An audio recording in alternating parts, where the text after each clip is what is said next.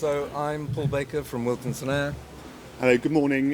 My name is Mark Blackwell. I'm the founding partner of Morphis, based in Hong Kong, and we're landscape architects and urbanists. And I think it's very important to say that this is a kind of joint experience between architecture and landscape, and also with a very informed and enthusiastic client in CR Land. So this was a competition that we won about a year ago. We're in the process of refinement. We're very excited by the opportunities presented. It's in Shenzhen and connects the city to the harbour. So there's a lot of development, a lot of extraordinary buildings beginning and actually being built. And we're in this process of joining the whole landscape together, but more particularly the city together. It's the beginning of one of a number of connectors, but we're definitely the idea of bringing landscape and, more importantly, people to the forefront and making the city a more enjoyable experience. So this is a little bit of drone footage. You can see on the left the existing connectors that exist, and then this is looking back towards Hong Kong, the CR Land building right at the far end. So there's some extraordinary buildings, but the idea of a personal human scale being kind of consumed and developed is where we're at. So the idea, and it's a very simple one, is that we've taken the grid, the urban grid of the city, and we've gradually used the various things that exist already or are being planned to agitate, inform, and bounce off. So there's a transport interchange right at the beginning of the red. There's the growth of the water, the more naturalistic, and then there's this kind of cultural component in the center. So we've broken it up into series of areas, the urban connector as we call it, with the transport interchange, an ecosystem, the festival valley, which is all about the cultural buildings that will start to develop, and then this bay garden towards the water's edge. A lot of this is reclaimed land. We're very keen to maintain vistas and views, but to make the whole thing a multi-level experience. So not only is it a high-level walk, there's a lot of retail in the basement, there's a lot of, we're not in any way decrying the ground plane, we want that to work as well, but we've enjoyed connecting all of these different levels together. So the first of those sketches kind of gives you the idea that we're bouncing off and exploring the various things that start to make a response. And these are, fun but very important. The central zone is all about that response to the new cultural buildings that might exist. And you can see there's a relatively elegant, relatively simple plan that starts to then get more and more complex or more exciting. So it's all about how you travel through the space with a series of counterpoints and experiences along the way. We're very keen that we work on lots of levels. So this is a multi-level connector, but also that it works on lots of levels for the different users. So we kind of study the way that the typical office worker would use it, the typical cultural experience, which is about connecting again to these new buildings that will happen within the center of the plan. And then the kind of leisure or relax mode. So this is about weekends, this is about people running or jogging or just enjoying the nature that will start to be developed within this site.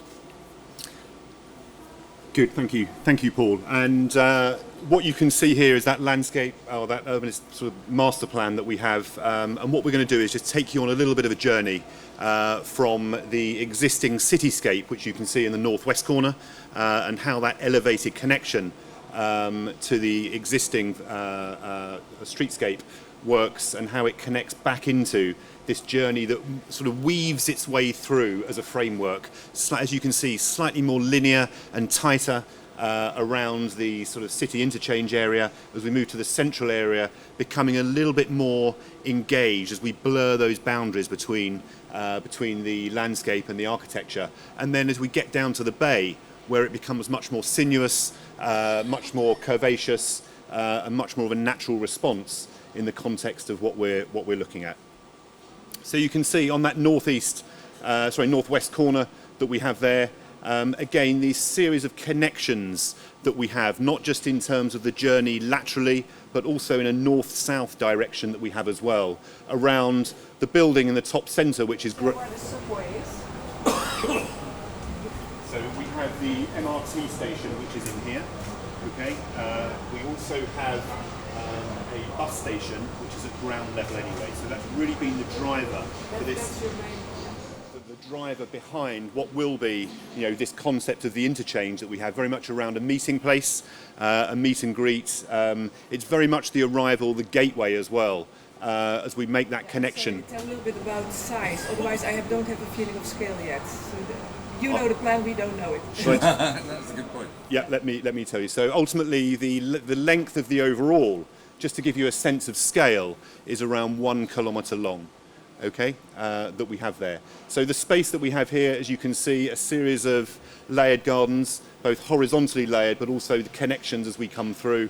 And you can begin to see from our model here how the formation and the framework of those squares and spaces are being developed, really to minimise the boundaries from the road as we move people and connect people through the space that we're looking at.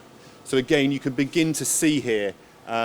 We're standing, the young gentleman with the yellow rucksack Maybe on. just another question, otherwise I have no feeling. What is it all? Offices? What is it? Is it offices? Is it mixed? What is it? What is the... Yeah. What kind of people? What is the Okay, destination? So this is the existing central business district. This is a new headquarters building for CR Land. A lot of these buildings are strong, so this is more commercial at this side, and then this is the scope for the new cultural component. So it's a developing district with offices, which are moving, but there's going to be a cultural component, and then there's a whole level of retail in the basement and ground floor. So I just want to understand, is it residential? no, these are commercial towers, offices, yeah. No, these are going to be a mixed use and much more varied, but most particularly this sector here will be cultural component. Does that make sense? Culture to be designed. But I think the important thing about this scheme is that it's a infrastructure-led development rather than an architecture-led piece as well. So ultimately, this piece of infrastructure can be massaged and can respond to the conditions as the wider urban fabric / development evolves over time. Yeah, I mean, it's a nice idea that we're actually influencing the development of the cultural buildings. So we're drawing them, but they will be developed along, and we will respond and reflect accordingly.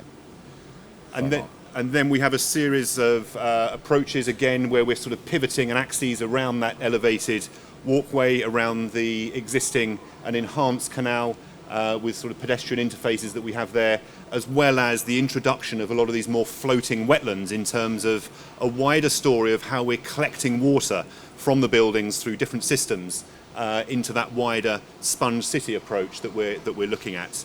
And again, as part of that interchange area that we have our urban living room as well, so opportunities of bringing people together within that space, which can be viewed across different levels from basement to ground to elevated routes as well. And you can see that sort of more horizontally layering approach of the landscape in the way that people engage with that, as well as that journey and how we're moving people through the space. And this is now looking back at the existing cityscape of Shenzhen from over the last sort of 20, 30 years. Shenzhen originally in the 1970s was essentially a community of just 30,000 people. It's now over 12 million people in sort of the space of 45 years.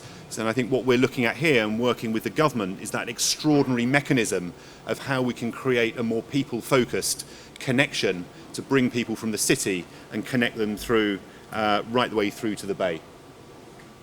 And one of the ways we're doing that on a very intimate level is looking at how we can celebrate the more intuitive wayfinding approaches through planting at different stages of the city culture bay language. And again, here we're drawing out some of those colours of Chinese symbolism, not only in terms of flower, but in terms of foliage, in terms of scent as well, for each of the key zones, And what we're looking at is actually planting up those columns as well. So we're extending that planting through up onto the elevated levels, but right the way down into the basements as well, of which we've studied to ensure we've got the right light levels that we have there.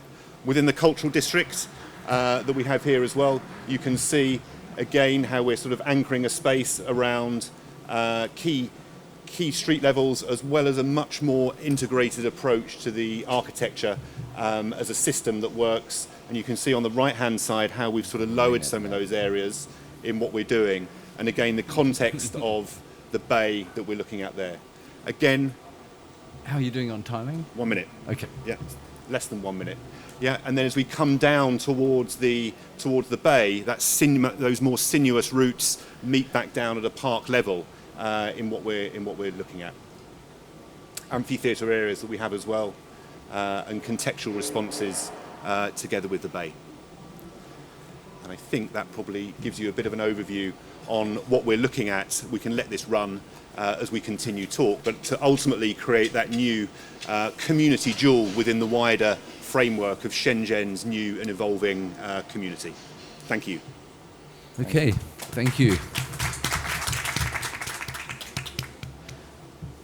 To kick off the question, I'm quite curious, you show at the end it's connecting through. Is there an existing elevated walkway? Yeah, which literally just terminates. It just terminates, cut off cleanly, and that was very much part of our brief in terms of creating this elevated walkway that connected in to that existing older part of the city, which is on multiple levels. And to be frank, it's not terribly successful because the space underneath is not great. So part of our ambition is to do this multi-level connector, but actually to make all levels work really well. So that one, the existing one, actually creates a lot of shade, but is also quite dark and unsuccessful as a lower level. But the idea of breaking this and splaying it and playing with it is that you actually enjoy the process of walking through here, not only on the upper level, but also at ground where you get shelter, and also in the basement. So all of these things tie together and become, hopefully, a very enjoyable experience. And what was the actual brief of the project when they called for this proposal? Well, it was an infrastructure-led approach. It was about tying essentially the existing cityscape, both at ground floor and the elevated level, okay, right the way through down to the bay. I think the challenge they have is they've created a very unique building, the Bamboo Shoot, which is CR Land's tower. Yeah. There's another scheme by MAD further down, but there wasn't that glue and that interaction of how we can bring people from the existing city down to enjoy the existing parkland on the waterfront. So a complicated brief in lots of levels, and one of the things that was challenging was not having the buildings in the centre. So a lot of what we've done is represent and make conceptual buildings for this cultural component. So, you know, it's easy to respond to what you've got, but it's less easy to respond to stuff that hasn't been formed. So what has ended up is we've started to influence the shape and maybe the logic of some of the sense of the buildings in the middle. So, Chair, can I make a... Please. First of all, a comment and lightning questions. Wonderful French landscape architect years ago designed the landscape and said, I've done the landscape, they'll do the buildings to the landscape rather than the landscape being the response to the leftover bits. And I've never forgotten that. With that in mind, what has that opportunity given you here to influence? That's one question. The second is, how critical is the programme? I see events going on in here that enrich and enliven, you know, the street markets, the fairs, the buskers, all of that. The third is, as somebody who's usually wanting to get somewhere, I get pretty irritated by meandering routes. So how do you deal with the balance between desire lines and the journey? And the last point is a landscape of place. You've started to show local fauna, the critical local flora. Sorry, the critical nature. Well, it will be flora and fauna. The critical nature of knowing that you're there in that place. Can I do a couple of those, and maybe Mark can do a couple as well? I think the point of the meandering route is that actually they join key points together. Good. So they're not simply arbitrary, they are focused and related. Desire lines. They're desire lines related to potential or proposed arrival points. And it's very important to understand that the arrivals are happening on multi-levels as well. So the arrivals for different offices will be or for the cultural buildings will be at the upper level as well as the lower. They will all be connected. So there is a science and a logic behind the shapes. But it is also important that each of those changes becomes a destination and an activity. I couldn't agree more in terms of program. If you don't have activities to use these space, then it won't work. So it needs to be curated and managed and maintained and explored. And I think one of the things we're very aware of is that the horticulture doesn't come across well in these images, but that is something that this man will sort out. What was the first question? Remind me. How could it pro? What have you been allowed to achieve because you're doing landscape first, in terms of generating a future architecture? Yeah. Well, I think it was Jan Gehl's quote. First life, then space, then buildings, which has very much informed our sort of direction that we have here. What has it informed? I think it's created a very flexible framework which doesn't need to be implemented in one day. It can be phased over a number of years, which ultimately responds to different conditions that the city have. So how that ties in with program, I think, is super important as well. We've got a hierarchical route, as Paul says, and that's been driven not only by the width of the routes that we have, but secondly, in terms of where we've accentuated key points for moments of contemplation, moments of pausing, where we've located those canopies as well in what we're doing. And it's often within those locations we're celebrating different times of the day, different seasons, and cultural events as well. Because ultimately the success of this development, of this project, is around people, and we are very much people first. I believe that you should blur the boundaries between disciplines. I believe that it's really exciting to not come simply from a commercial driver of density and occupancy. So I think this is one of the things that we've been surprised and delighted by, is that the client and the government have embraced the idea that there is much more than a straight line, but actually a whole series of events that run from beginning to end.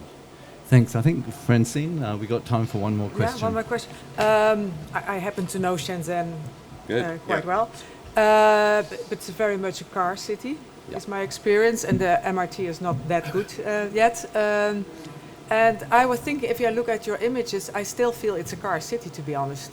So how do you link? Because I like the organic forms, but for me, it feels that, I don't know what's happening here, that it's almost too little in comparison with the heavy infrastructure downstairs. And if you talk about a walkable city, you want to create here a walkable city, you should also touch more, I think, the plinths of the existing buildings. So it feels a little bit as a beautiful organic form, but a little bit standalone from the rest, a little bit disconnected. I would just say that because some of the existing buildings aren't there yet, the proposed buildings, so it is definitively an intention that they connect as the plan develops. Otherwise, it doesn't work. Yeah, I agree with that. You should so do that. So it really does need to join into the existing forms, and a lot of that connection happens at basement level as well as at the upper levels. I agree with you, it's very car driven. We would love to, the classic story of let's make the ground plane work and activate isn't going to happen here. So what we need to do is to make both the basement and the upper level and the ground plane work together. Okay, thanks. I think we're out of time. We've got to start the next one soon. So thank you very much for your presentation. Thank you. Beautiful project. Thank you very much. Thank you.